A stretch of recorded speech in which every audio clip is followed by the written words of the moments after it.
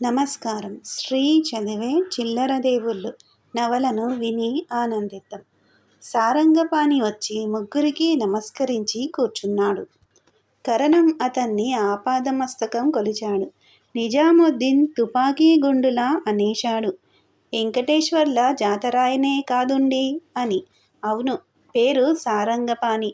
శానా బాగా పాడతాడు. సంగీత పాఠాలు చెప్పుకోడానికి వచ్చిండు అన్నారు రెడ్డిగారు. ఊరుండి అడిగాడు కరణం. బెజవాడ. తల్లిదండ్రులు లేరా? లేరండి. లగ్గం కాలేదా? కాలేదండి. ఊళ్ళుంటవా? 4 దినాలుండి ఎగిరిపోతావా? ఉండిపోదామనే వచ్చానండి. దొరవారు ఆశ్రయం ఇచ్చారు. చివరి మాటకు కరణం గుండె కలుక్కుమంది. దొరవారు ఎంతమందికిచ్చిండ్రో ఆశ్రయం? నీకియ్యటం లెక్క అని రామారెడ్డి పొంగిపోతున్నారని గ్రహించి, రేపట్నుంచి నా బిడ్డకు పాఠం షురూ చెయ్యి అని ఆదేశించినట్లుగా చెప్పాడు కరణం పానితో. ఏం చెప్పమంటారండి? సంగీతం చెప్పమంటే కాస్త విసుక్కొని అన్నాడు. సంగీతం అనేదంతా ఒక పదార్థం అయినట్లు, అందును గురించి వివరణ అవసరం లేదన్నట్లు. అది కాదండి, ఏ వాద్యం చెప్పమంటారని. అట్లనా అని తలగొక్కుని, తనకు అర్థం కాలేదనే విషయం ఎదుటివారికి తెలియనీయకుండేందుకు ప్రయత్నిస్తూ, నీకేమేమి వస్తాయి అని అడిగాడు. ఫిడేలు, వీణ, మృదంగం. అన్ని పేర్లు విని మరికాస్త తికమకపడ్డాడు కరణం. ఫిడేలు అందామనుకున్నాడు. కానీ ఎప్పుడూ విన్నదానికంటే వినని దాని పేరు చెబితే రసికుడనుకుంటారనుకుని వీణ చెప్పు అన్నాడు. అయ్యా, నా దగ్గర ప్రస్తుతం ఉన్న వాద్యం ఫిడేలు. అది చెప్పమంటే రేపట్నుంచి పాఠం ప్రారంభించగలను. వయోలిన్ తర్వాత తెప్పించి ఇచ్చినా పర్వాలేదు. వీణ చెప్పమంటే అది తెప్పించిన తరువాత గానీ ప్రారంభం చేయడానికి వీల్లేదు. వీణ అన్నందుకు చాలా బాధపడ్డాడు కరణం. కరణం బాధ గమనించి చిరునవ్వు నవ్వారు రెడ్డిగారు. సరే, అదే చెప్పు అన్నాడు పటేల్ నిజాముద్దీన్ ఫిడేలు అనే పదం పలకరాక. సరే, అదే చెప్పు అన్నాడు కరణమున్ను. ఏదైతేనేం అనే అర్థం ద్యోతకమయ్యేట్లు. మంచిదండి, రేపు ఉదయమే వచ్చి ప్రారంభిస్తాను అన్నాడు పాని. సరే, సెలవు తీసుకుంటా అన్నాడు కరణం. పీరిగాని విషయం సంప్రదించడానికిగాను కూర్చోమంటాడని ఆశిస్తూ.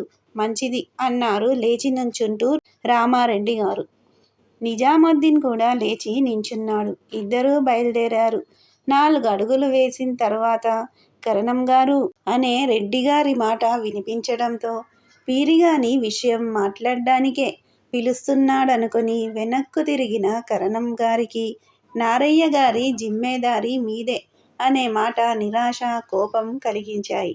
మంచిది, ఇయ్యాల్నే మాట్లాడ్తా అంటూ సాగిపోయారిద్దరు నారయ్య ఇంటివైపు. చూసినవా, పీరిగాని సంగతి దాచిపెడ్తన్నడు అన్నాడు కరణం నిజాముద్దీన్తో. ఆ, పట్వారీ సాబ్ పీరిగాని సంగతన్నా ఎత్తలేదు మన ముంగల అన్నాడు ఆశ్చర్యం వ్యక్తపరుస్తూ. దొర ఏమనుకుంటాడో అన్నాడు తర్వాత. ఏమనుకుంటాడా? తానే రాజుననుకుంటాడు ఊరికి. చూద్దాంలే అన్నాడు. ధ్వనిలో ద్వేషం వ్యక్తం అయింది. పటేలు చకితుడై కళ్ళల్లోకి చూస్తే రక్తం దిగిపోతున్నది. నిజాముద్దీన్ సెలవు తీసుకొని సలాం చేసి వెళ్ళిపోయాడు. నారయ్య ఇంటి ముందుకు వెళ్ళి నారయ్య అని పిలిచాడు కరణం. ఒక స్థూలకాయుడు, గుండ్రని ముఖము, బట్టతల, చిన్న చెవులు, లావైన ముక్కు, చిన్న కళ్ళు కలవాడు వచ్చి దండం పెట్టి రాండ్రి కూర్చుండ్రి అన్నాడు. కరణం కూర్చోకముందే, పేరిగాడు దొరల చింతల్లపడి చింతకాయ కోసిండట కదా అని అడిగాడు. ఊళ్ళో అనుకుంటున్నారు. దొర దగ్గర్నుంచే వస్తున్నా. నాతోని ఆ ఖబర్ ఏం చెప్పలేదు. అదేందుండి చిత్రం, మీకు చెప్పకుండా ఏమన్నా చెయ్యగలడా దొర? ఆ సంభాషణ పొడిగిస్తే కోపం పొంగి పొర్లేట్లుంది కరణానికి. ఏదో ఒకటి గబగబా వాగినా వాగొచ్చు. రామారెడ్డి బలవంతుడు. తాను అతన్ని ఏమీ చేయలేడు.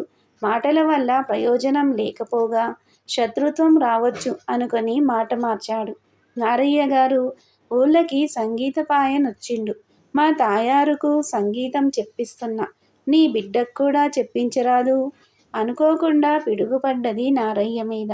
సంగీత పాఠకుడు గడిలోకి వచ్చాడని తెలిసినాడే తన మీద ఈ పిడుగు పడుతుందని గ్రహించాడు. కానీ రెడ్డి కరణం చేత చెప్పించి తనను అడకత్తెరలో పెడతాడనుకోలేదు. లంబాడీల భూమి తగాదా విషయంలో తాను కరణం చేతుల్లో ఉన్నాడిప్పుడు. కరణం మాట వినకుంటే నిలువునా ముంచుతాడు తనను. నారయ్య తన చేతుల్లోంచి జారిపోతాడనే తెగనీయడం లేదు కరణం. అది నారయ్యకు తెలుసు. కానీ ఏం చేయగలడు పాపం. మీరు చెప్తే కాదంటానండి. నన్ను అడగటం ఎందుకు? అన్నే చెప్పకపోయినారు. మా సీతకు కూడా చెప్పమని. కరణం చిరునవ్వు నవ్వి, నువ్వీ మాటంటవని నాకెరికే. ఎట్లయినా నిన్నడిగితే బాగుంటుందనుకున్నా. రేపు పొద్దున్న లేచి మా ఇంటికొస్తాడు సంగీత పంతులు. వెంటబెట్టుకుని వస్తా అని లేచాడు. నారయ్య కూడా లేచి కరణంతో 4 అడుగులు వేసి, ఆ లంబాడీల పంచాయతీ తస్పీయ చేయకపోతివి అన్నాడు. చూస్తాంలే, జల్దేమున్నది. ఫసల్ నువ్వే తింటున్నావు గదా. లంబాడీ కొడుకులు కచ్చేరీకి పోయిన్నాడు. చూతంలే అని వెళ్ళిపోయాడు కరణం. తాంబూల చర్వణం చేస్తూ గదిలో ప్రవేశించారు రెడ్డిగారు. దిగ్గున లేచి నించుని దండం పెట్టాడు పాని. కూచో పంతులు అంటూ కుర్చీలో కూర్చున్నారు రెడ్డిగారు. పాని వయోలిన్ పెట్టే మూత తీస్తుంటే అడిగారు పంతులు, పీరిగాని ఖబరిన్నావా అని. లేదన్నట్టు చూశాడు పాని. వయోలిన్ అలాగే ఉంచిరా. అయితే నీదనక రాలేదన్నమాట. పొద్దుగూకేటాళ్ళ పొలాల కాడికి పోతన్నా. చింత చెట్ల మీద జర్ర అలికిడనిపించింది. ఎవడ్రా వాడు అంటుండగానే చెట్టు దిగిండు, ఉరికిండు. నిలువకుంటే తోళ్ళొలుస్తనన్నా. వెనక్కు మల్లమన్నా మల్లకుండా ఉరికిండు. మా తాతల కాన్నించి కూడా చింతలకు కాపలా పెట్టలే. దొరల చింతలని ఎవ్వడూ తెంపేటోడు కాదు. ఊళ్ళెవరిండ్లనన్నా లగ్గమన్నా ఏమన్నా అయితే నన్నడిగేటోరు. తెంపుకొమ్మంటేనే తెంపుకునేవారు. ఇట్లా దొంగతనం ఎన్నడూ ఇయ్యాల్టికి చెయ్యలేదు పంతులు. కోసుకున్నోడు పారిపోతే అదొక మాట. నిలవమంటే నిలవకుండా పోతాడు కొడుకు. అక్కడికి నా మాట చెల్లదన్నట్లాయే. అదంతా ఎవ్వరూ చూడకుండున్నా బాగుండేది. కంసలి బ్రహ్మయ్య చూచిండు. ఊరంతా చాటిండు. పీరిగాడి తోలు వలవాలే, నేను నిద్రపోవాలే. యాడికి పోతాడు గాడిది కొడుకు. కరణం వెంకట్రావు నన్ను కంజోర్ చెయ్యాలనుకుంటున్నాడు. అట్లనే కరణంతో సుతా చెప్పలేదు. నువ్వంటే ఎత్మెనా నుండబట్కే చెబుతున్నా అన్నారు రెడ్డిగారు. శ్రద్ధగా విన్నాడు పాని. వయోలిన్ వదిలి రెడ్డిగారి ముందు కుర్చీలో కూర్చుంటూ అన్నాడు. దొరవారు, మీరు నాకు ఎంతో మేలు చేస్తున్నారు. మీ అన్నం తింటున్నాను. అలాంటప్పుడు మీ శ్రేయస్సు వాంఛించడం నా ధర్మం. ఒక మాట చెబుతాను. లోకంలో మేలుకోరి నిష్ఠూరం అయిన శ్రేయస్సు కొరకు మాట చెప్పేవారు అరుదు. అప్రిమస్యతు పథస్య వక్త్రాశ్రోతాచ దుర్లభం అన్నాడు వాల్మీకి. హితం మనోహరంబ దుర్లభం వచ అన్నాడు భారవి. హితకరం అయిన మాట ఎప్పుడూ తీయగా ఉండదు. తీయగా లేని మాట చెప్పేవారు, వినేవారు లభించడం దుర్లభం. చింతకాయల కోసం గాను మీరు మనస్సును క్షోభ పెట్టుకోవడం మంచిది కాదు. పీరిగాన్ని లాక్కొచ్చి చావకొట్టడం వల్ల ప్రయోజనమూ లేదు. వాడు బుద్ధిపూర్వకంగా చేయాలని దొంగతనం చేసి ఉండడు. మీరంటే ఉన్న భయంతో పారిపోయి ఉంటాడు. చింతకాయలు అతి చిన్న విషయం. దీనికోసం తాము చిక్కుల్లో ఇరుక్కోవడం మంచిది కాదని నా మనవి. బోడిముండకు దండం పెడితే నా వలనే ఉండమని దీవించిందట ప్రభువులు. ప్రభుత్వం వారి గౌరవం నీకెట్లా ఎరుకైతది అంటూ కోపంగా లేచిపోయారు రెడ్డిగారు. సారంగపాణి మనసు చివుక్కుమంది. తాను దొర మేలుకోరి చెబితే బోడిముండ అంటాడా అనుకున్నాడు. బాధపడ్డాడు. తనను తిట్టుకున్నాడు. దొరను తిట్టాడు మనసులో. పెద్దగా చదువుతూ రోజనాంచ రాస్తున్నాడు కరణం. గ్రామం శివార్పై కావల్కార్ గస్తీ తిరుగగా తమాం ఖైరియత్. జనన మరణములు కాలేదు. బిందెకు జాన్వరు రాలేదు. గ్రామానికి ముసాఫిర్లు రాలేదు. సునార్లు సోనా గలాయించలేదు. చోరీ సర్కా జరగలేదు. బద్మాషులంతా హాజరున్నారు. ఖరీద్ పోరోక్త్ జరగలేదు. అది పూర్తి అయ్యేదాకా నుంచొని నమస్కరించాడు పాని కరణంకి. వచ్చినావు శానా సేపైందా, కూర్చో అన్నాడు. పాని కూర్చున్నాడు. వయోలిన్ కేసు పట్టుకొని వచ్చిన ఇంకటి అది అక్కడ పెట్టి వెళ్ళిపోయాడు. బాగా పాడతావుట అడిగాడు కరణం ఉబుసుపోకకు అన్నట్లుగా. ఏదో మీ దయ. ఆహా, దొరవారు మెచ్చుకున్నారంటే అది వారి దయ. ఆయనకు కోపం వచ్చినా మెహర్బానీ వచ్చినా అంతే వెటకారంగా అన్నాడు. పాఠం ప్రారంభిస్తే మాట మార్చడానికి అన్నాడు పాని. తాయారు స్నానం చేస్తున్నది. మినిట్లా అయిపోతుంది. తాయారు శానా హుషారైంది. ఇట్లా చెప్పుతే అట్లా వప్పచెప్పుతుంది. కాలు కాస్త కుంటికాని రంభే అనుకో. ఆ కాలొక్కటుంటే 3 లోకాలు ఏలేదనుకో. పాఠం చెప్పించుకునే దాని అందాన్ని గురించి వివరించాల్సిన పనేమిటో అర్థం కాలేదు పానికి. అవిటికి అందానికి ఏం సంబంధం అండి? అవిటి వాళ్ళు అనేక మంది అందంగా ఉంటారు. బెజవాడలో ఒక గుడ్డమ్మాయిని చూచాను. ఎంత అందంగా ఉందంటారు. ఇప్పటికీ నా కళ్ళలో ఆడుతుంది. ఆ అమ్మాయికి కళ్ళు లేవని గ్రహించలేం. గాజు కళ్ళు పెట్టుకుంది. చూడలేదనే గాని చూపున్న దానిలాగానే కనిపిస్తుంది. ఏందేంది? కళ్ళుంటాయి గాని కండ్లు కనపడవా? చిత్రం. అయితే మా తాయారుకు కాలొచ్చే ఉపాయం ఉన్నదంటావా? చూస్తే గాని. ఇంట్లోంచి పిలుపు వస్తే కరణం ఇంట్లోకి వెళ్ళాడు. తిరిగి వచ్చి పానిని లోనికి తీసుకెళ్ళాడు. గదిలో చిరుచాప పరిచి ఉంది. అక్కడక్కడ పుల్లలు, గడ్డి పరకలు పడి ఉన్నాయి.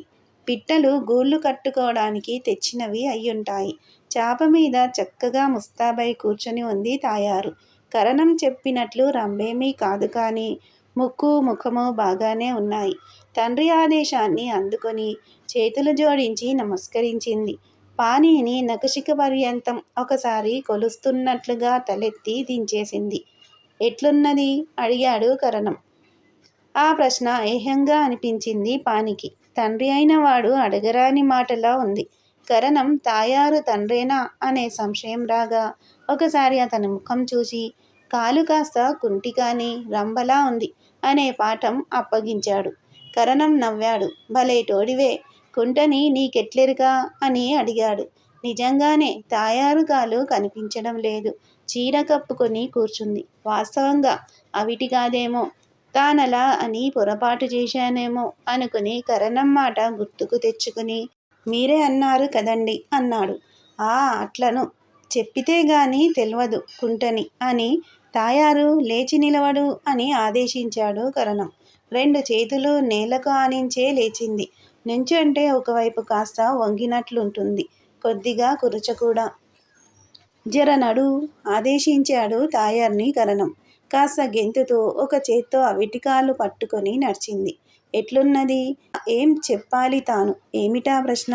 కాలు కాస్త అవిటి అని కరణం పాఠం కరణానికి అప్పగించాడు. బాగైతదంటవా? ఇప్పుడిప్పుడే ఒకరి అవయవాలు ఒకరికి అమరుస్తున్నారట డాక్టర్లు. కానీ మన దేశంలో కాదు, అమెరికాలో. గట్టోనివే, నీకు దునియంతా ఎరికేనట్లున్నదే. ఏదో మీ దయ. కొన్ని సంవత్సరాలైతే మన దేశంలో కూడా కావచ్చు. అప్పుడు అవిటితనం పోవచ్చు. కరణం ఒక నిట్టూర్పు విడిచి సరే దాని నసీబెట్టున్నదో అని నడిచాడు. తనను తాయార్ను గదిలో వదిలి వెళ్ళిపోయాడు కరణం. అతని ప్రవర్తన ఎందుకో వింతగా తోచింది పానికి. సంగీతం అంటే ఇష్టమా? అడిగాడు పాని. తలెత్తి ముఖంలోకి చూచింది. సంగీతం అంటే ఇష్టమా అంటే గొంతు దురుసుగా ఉంది. పాట నేర్చుకుంటావా? నువ్వు నేర్పిందల్లా నేర్చుకోమన్నాడు నాయన. సరే సరళి వరుసలు ప్రారంభించాడు. వెళ్ళిపోయేటప్పుడు కరణం కనిపిస్తే నమస్కరించి సెలవు కోరాడు. ఎట్లున్నది? మళ్ళీ అదే ప్రశ్న. బాగానే ఉంది. మొదటి రోజే కదా. అనగనగా రాగం అతిశయిల్లుచునుండు అన్నాడు వేమన. క్రమంగా వస్తుంది. సరే నడు, నారయ్య గారింటికి తీసుకుపోతా అన్నాడు కరణం. ఇద్దరూ నారయ్య ఇంటికి వెళ్ళారు. నమస్కారం చేసి ఇద్దరినీ బల్లమీద కూర్చోబెట్టాడు నారయ్య. లోపలికి వెళ్ళి బయటికి వచ్చి పాఠం షురు చేస్తరా అన్నాడు పానితో నారయ్య. చెప్పులు వదిలి పాని లోనికి వెళ్ళాడు. వసారాలో చాపపరిచి ఉంది. పానీని దానిమీద కూర్చోమని సీత అని పిలిచాడు నారయ్య. సీత వచ్చి నమస్కారం చేసి కూర్చుంది. ప్రక్కనే ఆమె తమ్ముడు వచ్చి కూర్చున్నాడు. నారయ్య కరణం దగ్గరికి వెళ్ళిపోయాడు. పక్క పల్చగా పొడుగ్గా ఉంది సీత. కోలముఖం, పల్చని చెంపలు, పెదవులు, చిన్న చుబుకం, కొద్దిగా చిన్నగా ఉన్నట్లు కనిపించే ముక్కు, పెద్ద కళ్ళు, చామన ఛాయ, మామూలు తెలుగు కన్నెలా ఉంది సీత. నడకలో మాత్రం వయ్యారం ఉంది. వయసే అట్లాంటిది. సంగీతం అంటే ఇష్టమా? తల ఊపింది. అయితే సరి అని సరళి వరుసలు ప్రారంభించాడు. ఆ రాత్రి రెడ్డిగారు వస్తారనుకోలేదు పాని. క్రితం రాత్రి అంత కటువుగా మాట్లాడి వస్తాడా అనుకున్నాడు. తన మేలు కోరుకునేవాడెవడు? ధన మదాంధులకు నీతులు చెప్పరాదు, వంత పాడాలి అనుకున్నాడు. ధనం, అధికారం ఉన్నవాడు తాను తలిచేది, చెప్పేది, చేసేది సరి అయినదనుకుంటాడు. అది సరికాదని చెప్పేవాడు పిచ్చివాడనుకోవడమో, వాడి మీద పగ తీర్చుకోవడమో చేస్తాడు. రావణుడు విన్నాడా?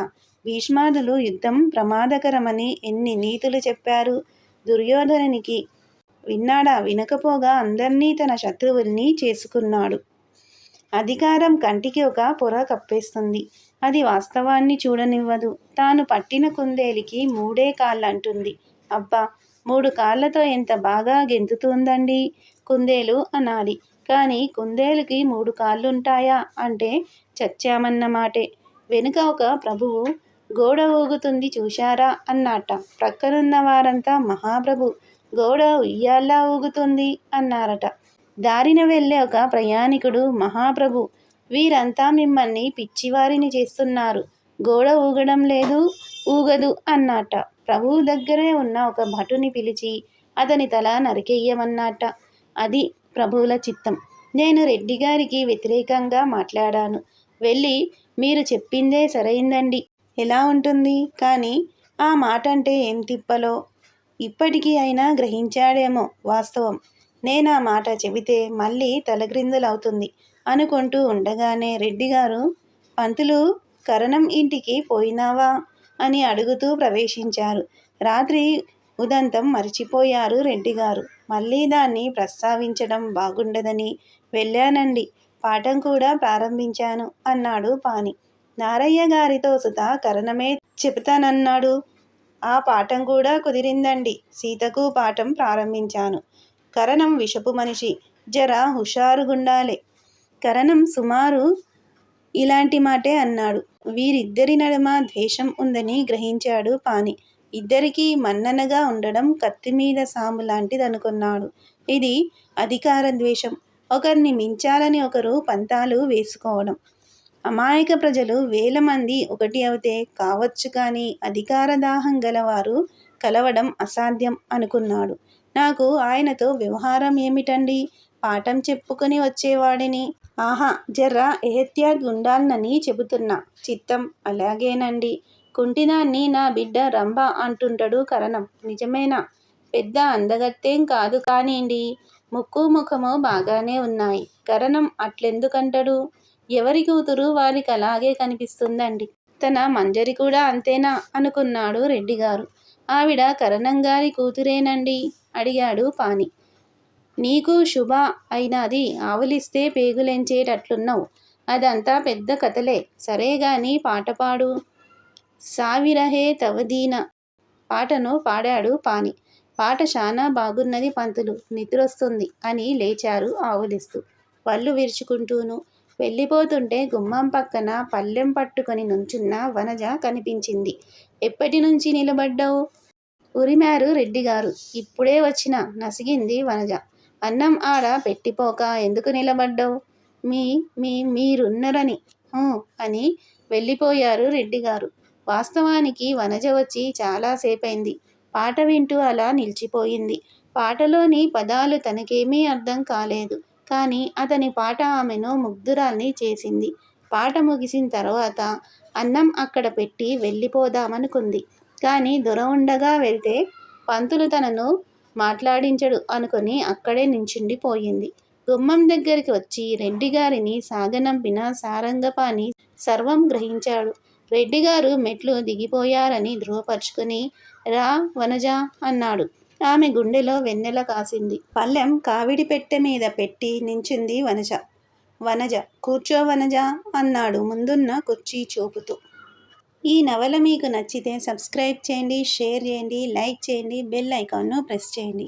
శ్రీ ఛానల్ ఆడియో నవలను వింటున్నందుకు ధన్యవాదములు.